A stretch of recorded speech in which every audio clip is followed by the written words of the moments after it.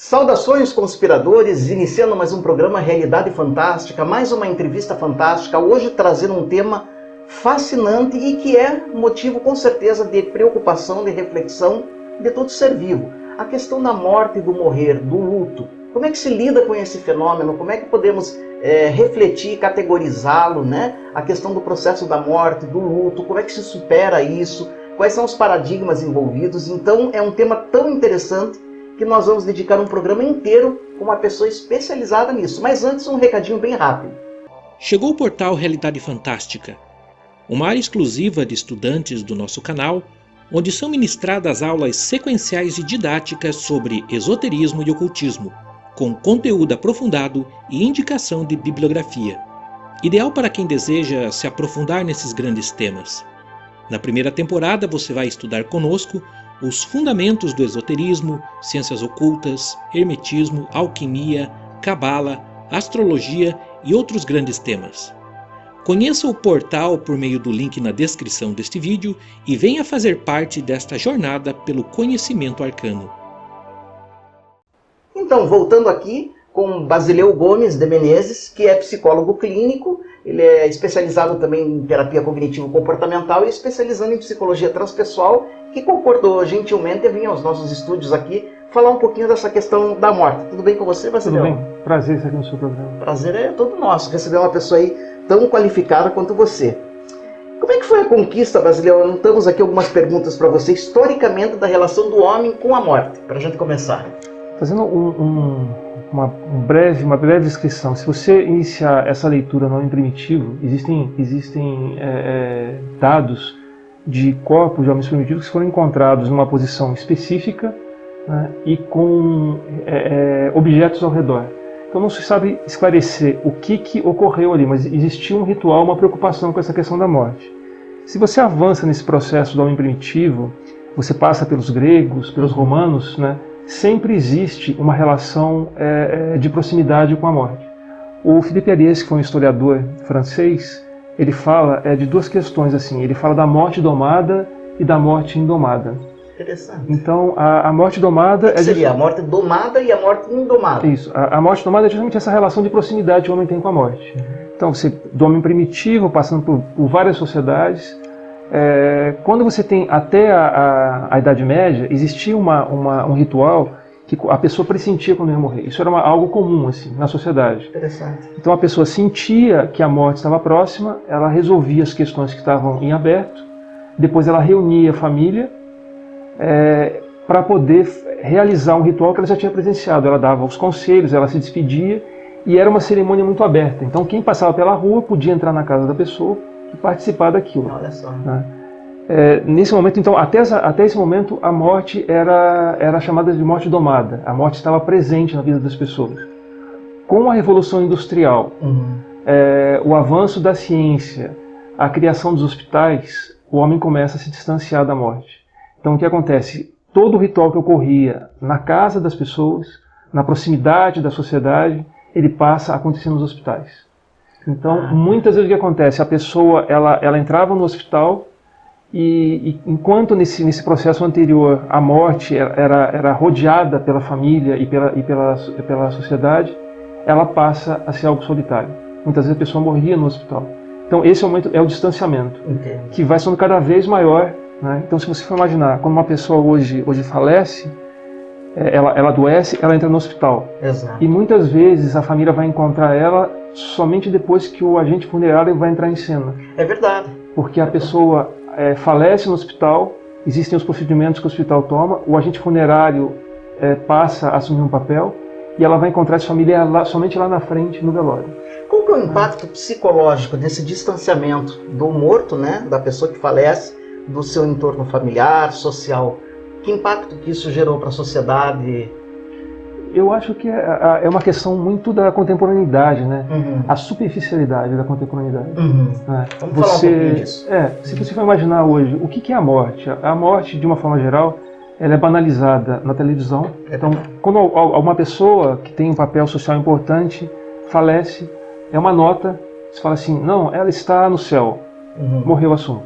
Né? Os filmes, eles banalizam a morte, a morte no filme ocorre muitas vezes, sim, com tiroteios e tudo mais, então a morte é banalizada.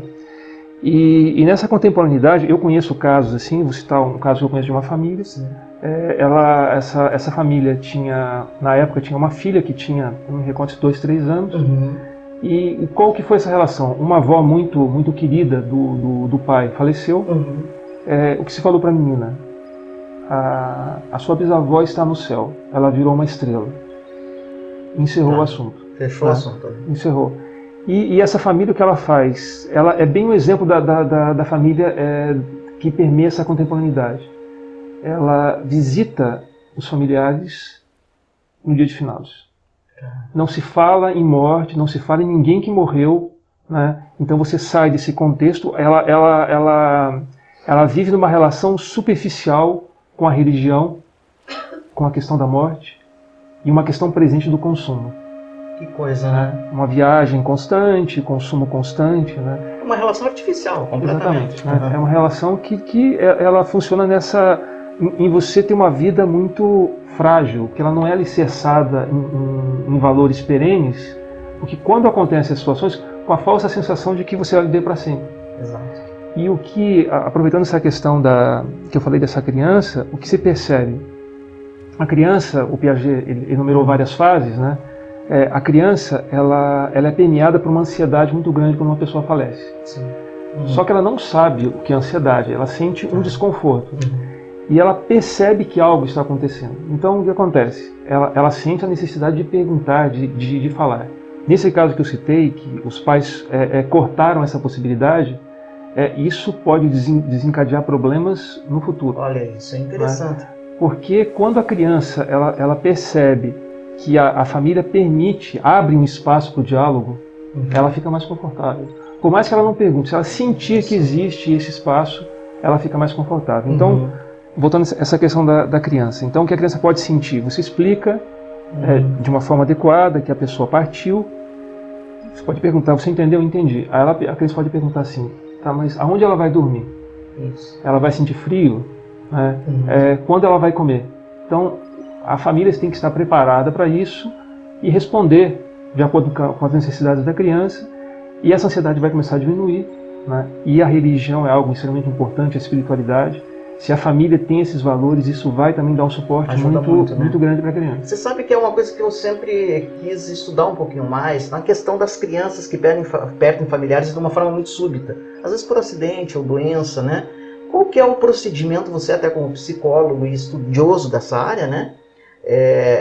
Correto, além desse diálogo, mas como é que ele deve ser encaminhado? Ele tem que estar sempre permeado de uma tintura religiosa, filosófica, metafísica, né? Porque é um caso, você levantou um ponto muito sério, né? Não se dá atenção, principalmente no caso de crianças que perdem parentes muito próximos e de forma súbita, né? Não se dá, não, é aquilo que falou, não, tá no céu, acabou, fechou a porta e toca a vida. Eu, inclusive, tive uma experiência recente. Eu fui até um velório de uma pessoa que eu conhecia, e eu escutei um comentário no velório assim: eu não trouxe o meu filho porque ele iria ficar todo preocupado com essa questão desse choro. Né? Na verdade, a pessoa acredita que ela está protegendo a criança, quando na verdade, se ela tiver uma conversa adequada com a criança e ela explicar o processo, é muito importante essa presença da criança no velório, da criança no sepultamento. Olha que interessante, né? Gente. Porque, claro, isso depende muito do diálogo que os pais têm com a criança. Eu entendo assim, se fala em religião, né? De repente a família pode não ter nenhuma crença, né? Mas mesmo assim ela vai ter que explicar para a criança de alguma forma aonde está a pessoa, o que aconteceu, dentro de uma capacidade, acompanhando a capacidade cognitiva da criança. Né? Mas a religião, sem dúvida, a religião e a espiritualidade, elas são, eu considero, extremamente importantes nesse processo. Então já dá para a gente encaixar essa pergunta agora, a importância dos rituais fúnebres, né? São vários, né? E dependendo da cultura, no mundo inteiro são praticados. Qual que é a importância disso, nessa questão da morte e do morrer? O ritual fúnebre tem várias questões, né? Uma delas, que eu acho importante, é a questão para quem perdeu. Então é um momento de despedida. Então você vai preparando a família, as pessoas próximas para uma despedida. Tem uma questão social, porque a sociedade está organizada de uma forma em que esses rituais são importantes, né? Então, até quando uma pessoa falece, é importante, existe uma acomodação na família, né? Aquela pessoa, supondo uma avó que reunia os filhos ao redor, quando ela falece, vai existir um momento de acomodação para essa nova realidade, né? Então o ritual tem essa finalidade. Ele tem uma finalidade de organização para a família, para preparar a família para a ausência, e uma questão social. Na questão histórica, se você for fazer uma análise, os corpos na antiga Roma, no início eles simplesmente eram jogados fora dos limites da cidade. Fora dos limites. E com o passar do tempo, o ritual romano, naquela época ele era muito, muito complexo, se passou a um período de você enterrar. Então os romanos acreditavam que pelo menos um pouco de terra você deveria jogar, senão não seria, não traria benefício para uma vida depois da morte. Você tem então essa questão romana, a questão grega tem uma preocupação. Os Berauã, eu não me recordo de qual país que eles eram, eles tinham um ritual que o ritual fúnebre ele não ocorria no momento. Então você tinha um ritual inicial, um destino para os ossos daquele corpo. Um ano depois ou 2 anos depois você voltava, recolhia esses ossos e enterrava no lugar definitivo. Cada sociedade tem um ritual. A sua ritualística. E uma questão muito interessante, nós ocidentais estamos acostumados com a questão da morte associada à cor preta. Sim. Para nós morreu o preto, né? A cor do luto. Isso tem uma relação, pode ter uma relação com o homem primitivo. Então você imagina, o homem primitivo vivia num ambiente hostil, ele andava em grupos, não existia ainda o fogo, então o sol nasce no leste e ele se põe no oeste. Então o que acontecia? Quando anoitecia, né, escuridão total, os predadores saíam na escuridão.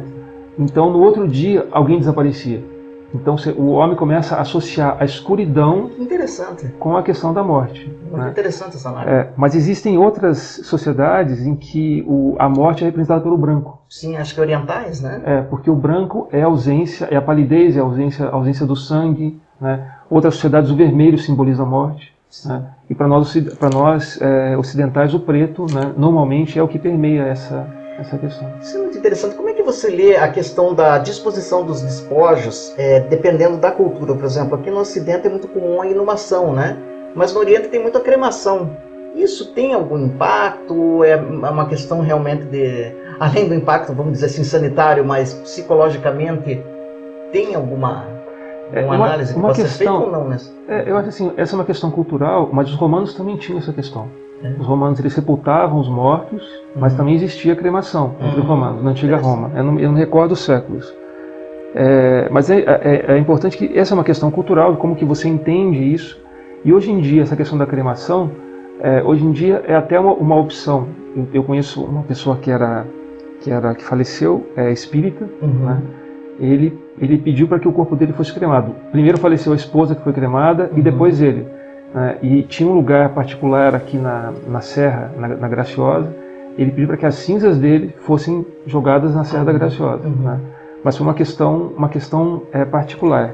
Hoje em dia, se eu for analisar até a questão dos custos, né? Hoje em dia o custo de você realizar uma cremação é muito mais acessível do que você realizar um sepultamento, né? Porque o espaço que você precisa comprar para o sepultamento, mais a manutenção disso, existe um gasto muito grande, né? Mas essa é uma questão, né? Com certeza existe uma questão cultural. Eu não tenho dados aqui no Brasil, mas eu acredito que se você for fazer uma análise, deve existir um crescimento nessa questão dessa busca pela cremação. É verdade, isso está sendo apontado já pelas pesquisas. Em Curitiba existem locais, né, que já próprios. Próprios para isso, né? Mas, Léo, vamos entrar na questão do luto, né? O que é o luto? Qual que é a importância do luto? E principalmente, como é que a pessoa deve lidar com o seu próprio luto? Bom, nós vamos voltar naquela questão da contemporaneidade. Então, o que é a contemporaneidade? Consumo, principalmente o sistema capitalista. Então, quando uma pessoa ela perde alguém, normalmente, com exceção de objetos mais de maior valor, o que eu percebo assim no contato com as pessoas é como se a memória da pessoa fosse varrida da existência. Então, roupas, todos os objetos, inclusive não se fala mais o nome da pessoa, né? E a questão do luto ela é de uma extrema importância, porque e esse é o grande desconforto da contemporaneidade, né? O luto não tem momento para terminar. Ah, isso é interessante. E a contemporaneidade ela deseja que tudo seja rápido. A pessoa faleceu hoje, olha, passaram, sei lá, passou um mês, olha, já está na hora de você retomar a vida, de você retomar e tudo mais, que é a chamada do consumo, né? Você precisa trabalhar, você precisa consumir e tudo mais. Eu conheço casos em que a pessoa perdeu uma pessoa muito querida, ela perdeu um filho há mais ou menos 40 anos. Até hoje o quarto dele permanece. Né? Porque no primeiro momento aquele quarto era um local de dor, mas hoje é um local de encontro. Olha que então quando ela vai até esse quarto, é uma forma dela encontrar com esse filho. Né?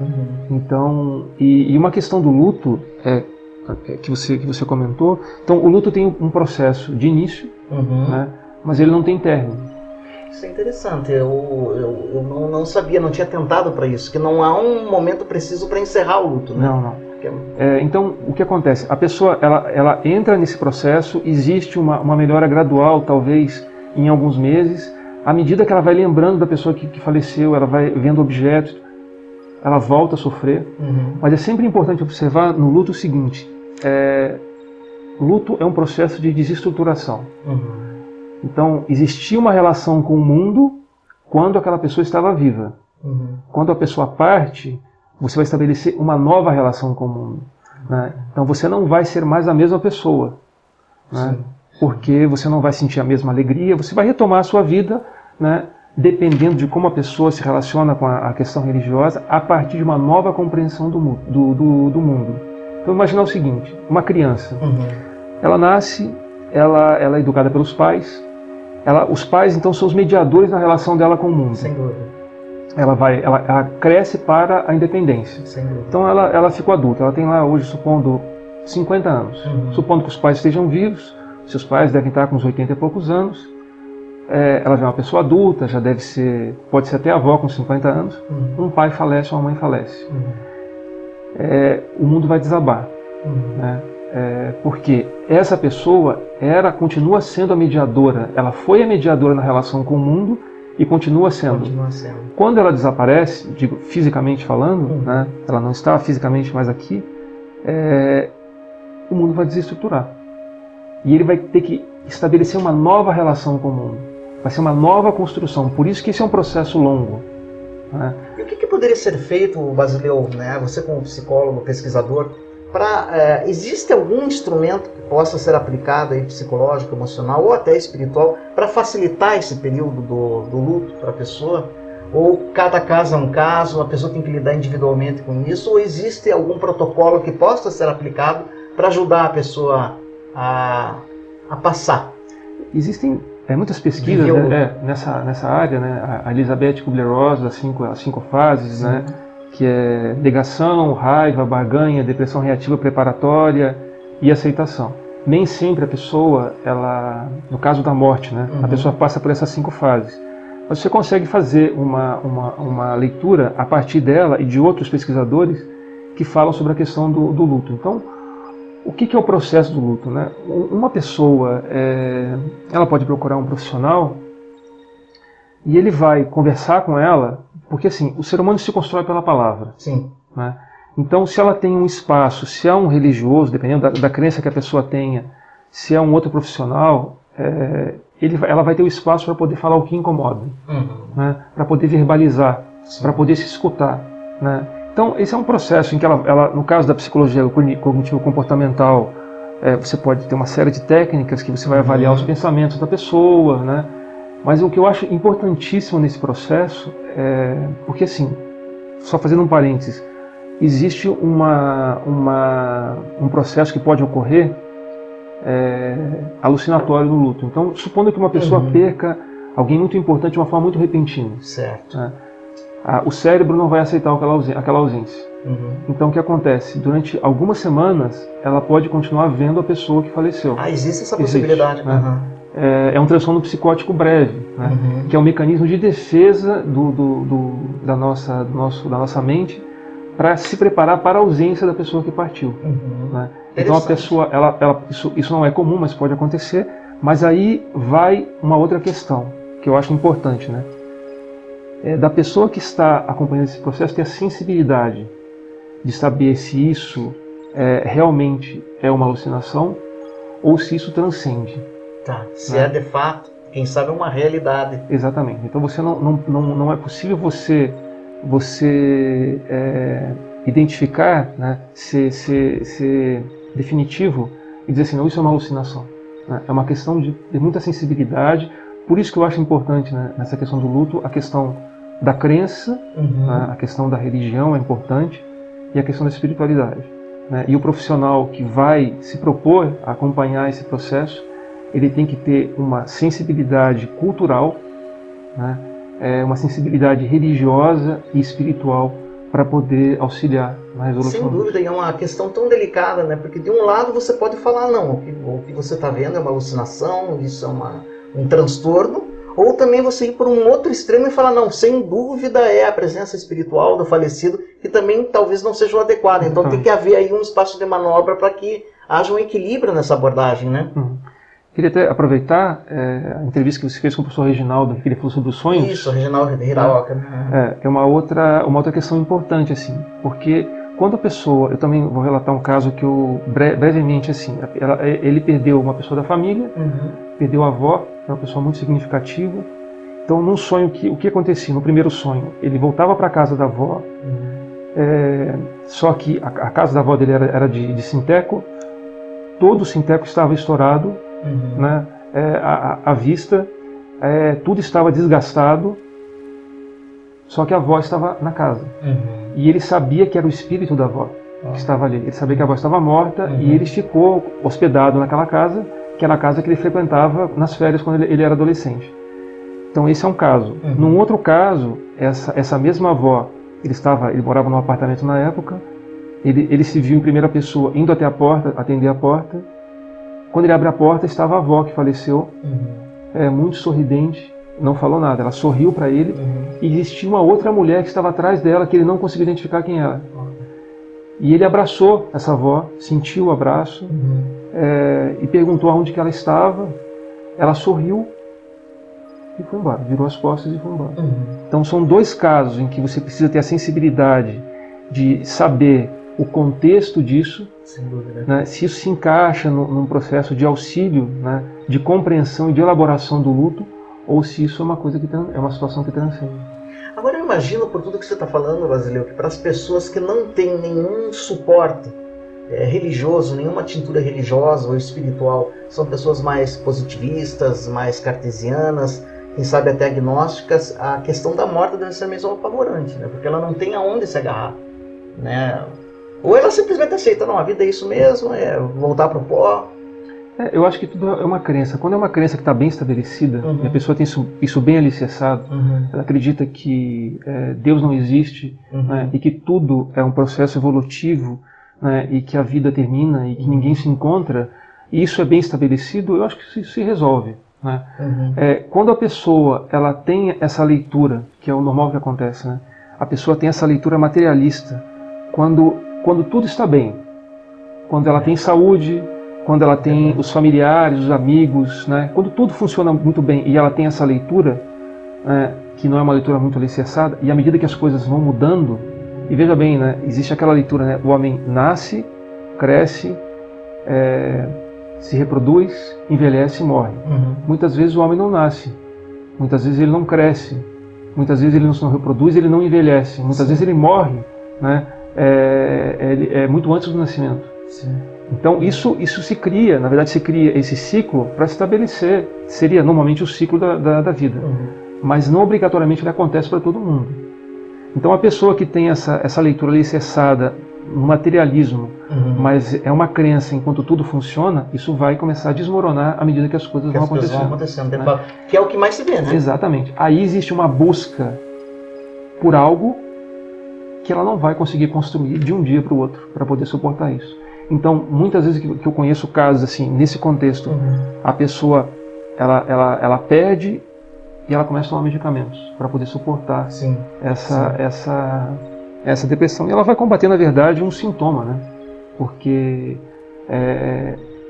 ela não conseguiu encontrar uma verdade que dê suporte para esse momento tão difícil. Sem dúvida. Né? Essa elaboração é fantástica, Basileu. Basileu, deixa eu ver, eu tenho mais algumas perguntas aqui. A questão, isso é muito importante, da culpa. Isso é muito trazido também, né? Puxa, mas ele foi tão rápido, eu não tive oportunidade de me desculpar, eu não tive oportunidade... Como é que se lida com isso do ponto de vista psicológico? Eu acho importante, assim, a psicologia também, ela vai discutir, existem a técnica da cadeira vazia, né? Que você vai supor que a pessoa que partiu está na cadeira e o terapeuta ajuda nesse processo de você pedir perdão para aquela pessoa que partiu, né? É uma das possibilidades. E eu acho que uma questão muito dolorida, assim, é quando você tem uma questão com alguém, você realizou algo, né? Causou um dano para aquela pessoa e a pessoa parte. E você não teve a possibilidade de se desculpar. Né? É uma situação muito difícil, né? Porque, na verdade, a gente fazer uma leitura assim, a sociedade ela é permeada, principalmente no cinema, por uma questão, eles se apropriaram do mito do herói grego. Né? Então, o que o ser humano normalmente imagina? Ele elabora um comportamento heróico desprendido, né, para determinadas situações. Só que na situação limite é outra realidade. Né? Então, numa situação limite, muitas vezes ele se preocupou com a própria vida, naquela situação limite, e o outro faleceu. Sim. E daí vem a culpa. Quer dizer, por que eu me preocupei comigo e não estendi a mão para ele? Né? Então vem uma culpa por isso. Tem a culpa por você não ter conseguido pedir um perdão para a pessoa. Verbalizar alguma né? coisa. Verbalizar. Né? A psicologia vai, como falei que o ser humano se constrói pela palavra, ela vai possibilitar o espaço para isso, para compreensão, né? E é um processo, não é um processo que se estabelece de uma forma rápida, para que ele consiga compreender o que é o homem. O homem não é esse herói grego. Né? O herói grego, o que ele mantinha? O herói grego mantinha uma integridade, né? Sabendo que ele caminhava para a morte, ele se mantinha íntegro até a morte. Né? A vida não é assim. E o cinema, ele se apropria de um herói que não morre no final. De fato. Né? Ele é perfeito. Na verdade, se você for analisar os filmes, o que é esse herói?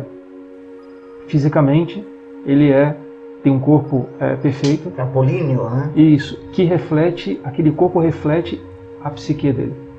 Ele é íntegro de corpo e alma. Então aquele corpo, você está vendo um corpo que reflete, né? Mas isso é uma criação, o homem se distancia muito disso. Né? Então, mas nessa questão da culpa, eu acredito assim que muitas vezes, dependendo da crença que a pessoa tenha, se ela é budista, ela é muçulmana, se ela for procurar um líder religioso, ela vai ter um conforto muito grande. Né? É um processo de compreensão do que aconteceu. E principalmente, né, aonde está a pessoa. Porque aí você vai associar o luto pela falta da pessoa com a culpa, que são duas questões que vão caminhar. Perfeito. Duas perguntas finais, a gente já está com o tempo quase estourando, mas é importante. Primeiro, você trouxe essa questão fundamental do luto não ter o seu prazo para terminar. Por exemplo, a questão de você assumir o seu tempo de sofrimento logo após uma partida. Né? A pessoa tem que aceitar isso, porque tem pessoas que não, elas se forçam a ser fortes. A sociedade cobra isso muitas vezes. Eu acho que o importante é isso, é compreender que é um período de desestruturação. Luto é isso, desestruturou. Você vai estabelecer uma nova relação com o mundo. Então, se você estabeleceu uma relação com o mundo, né, que demorou muito tempo para você estabelecer, até a primeira perda que você teve, até a primeira pessoa que faleceu, você não vai estabelecer uma nova relação de um dia para o outro. Sem dúvida. Então, o que é o luto? Né? É você elaborar a perda, é você aprender a viver, né, com a ausência daquela pessoa. Então você vai ter um período para isso, né? Por isso que se fala, não existe um prazo para você terminar, né? A pessoa gradativamente ela vai retomando as atividades, né? Mas esse caso que eu falei dos pais que perderam o filho há 40 anos atrás, esse filho é uma pessoa presente, né? Existe uma falta aí, né? Eles retomaram a vida, mas de uma forma diferente. Só queria fazer um comentário que eu acho importante. Assim, você já deve ter ouvido falar, quando a pessoa falece, pessoas que comentam assim, não, mas a pessoa não está mais ali. Ali é só o corpo. É muito falado isso. Geralmente quem tem uma filosofia, permeado por uma filosofia espiritualista, não, isso aí é apenas não devemos dar atenção para isso. Isso. É uma questão, são várias questões aí. Uma delas que eu acho importante, é preciso entender o homem como uma unidade. Então, o homem é corpo e espírito. O corpo sem espírito é um autômato, seria um autômato, não seria um homem. Sem dúvida. O espírito sem o corpo não conseguiria estar nesse mundo. Sem dúvida. Né? Então, o homem é essa unidade. Quando uma pessoa falece, existe, aí sim acontece essa divisão.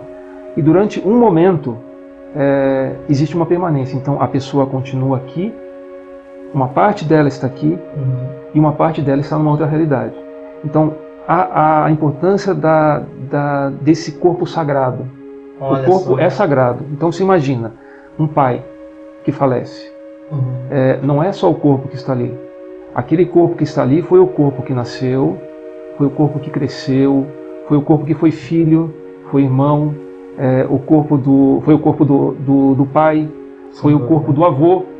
Né? Então, é necessária essa compreensão, né? Desse corpo enquanto local do sagrado. Então ele merece sim ser honrado. Exatamente, porque naquele momento do ritual funerário, que é o momento de despedida, é o momento em que as duas condições estão presentes. Uma parte dessa pessoa, dependendo da crença que ela tem, está numa outra dimensão, ela foi se encontrar com o Criador, né? E a parte que fica se despede. Por isso, aí é uma questão cultural desse preparo, né? Então eu conheço, e eu sou dessa visão, eu tenho essa crença, esse corpo enquanto local do sagrado. Então, quem vai colocar, vai preparar o corpo de uma mãe, um estranho? É esquisito isso mesmo. Não é? Então, o que acontece? O corpo da mãe, ou do pai, ou do familiar, ele deve ser tocado e preparado pelas pessoas da família. Isso na antiguidade era assim, Sempre né? foi assim. Sempre foi assim. Né? Hoje em dia, por uma questão de você fazer um funeral mais longo, aí você tem todo um preparo para você preservar esse corpo. É químico, né? Exatamente. Né? Mas é uma questão particular. Né? Eu entendo o corpo como esse local Olha, que sagrado. interessante, Né? que visão fascinante que você passou, e até terapêutica, Basileu. Para a gente fechar mesmo, né, que a gente está fechando o programa, morte é um tabu, né? Quando você começa a tocar no assunto, ninguém quer falar, você só se preocupa com ela quando acontece, né? E ela pode acontecer a qualquer momento. No Oriente existem algumas filosofias, como o budismo, por exemplo, que dá muita importância em vida, em se estudar, se falar da morte, estudar os fenômenos, etc. Você acha que isso falta para nós aqui no Ocidente? Discutir mais sobre a morte, que é um fenômeno que está aí, né? Todos passaremos. Eu acho que esse distanciamento que acontece principalmente na sociedade capitalista, né? Porque você fala, mas de uma forma muito distante. Isso vai contra o nosso sistema de consumo e tudo mais, né? Mas eu entendo que essa é uma discussão muito, muito importante, e que mesmo quando uma pessoa espiritualizada, morte é sofrimento. Sim, né? Sim. Mas você vai encontrar um conforto se você acredita que a pessoa continua existindo e que existe a possibilidade do reencontro. Então eu acho isso muito importante. Né? Sempre você entender a morte num contexto muito mais amplo, né? Não só psicológico, né? Antropológico, principalmente religioso e espiritual. Fantástico, Basileu. Olha que contribuição você trouxe pra gente. Eu estou colocando teus dados aí para aqueles que quiserem entrar em contato com você, trocar uma ideia ou até te convidar para uma palestra, de repente. Claro, vai ser um prazer. Né? Realmente o Basileu é uma pessoa muito preparada, um psicólogo aqui bastante conceituado. Basileu, olha, muitas pessoas, a gente tem público no mundo todo. Muito provavelmente alguém acabou de perder algum parente, alguma coisa que deve estar nos assistindo. Então, para essas pessoas que de repente acabaram de passar ou estão entrando no luto, deixa uma mensagem para elas. Bom, só gostaria de dizer assim, que esse é um momento muito difícil, né? E que é muito importante uma busca, né? Se você alicerçar a vida, né, em algo que transcende, você precisa compreender esse mundo, né? E há várias religiões que falam sobre isso, como um local de passagem, assim, né? Então, você sempre buscar um caminho de compreensão da existência, e buscar a questão do que é perene, que eu acho muito importante, né? Se você consegue encontrar, e isso é uma construção, se você consegue encontrar o que é perene, você vai conseguir encontrar paz. Perfeito. Não poderia terminar de uma forma mais fantástica. Obrigado, gratidão, Basileu, por você ter vindo aqui e voltará outras vezes. Obrigado. E a vocês todos que nos acompanharam até aqui, olha, não se esqueça de se inscrever no nosso canal. E uma coisa que muita gente está esquecendo, é importante você acionar esse sininho que tem aí de notificação, que é ele que vai te avisar toda vez que nós publicarmos alguma coisa nova semanalmente no canal. Então você aciona o sininho, deixa o teu joinha e lembre-se, o mistério está entre nós. Até o nosso próximo encontro.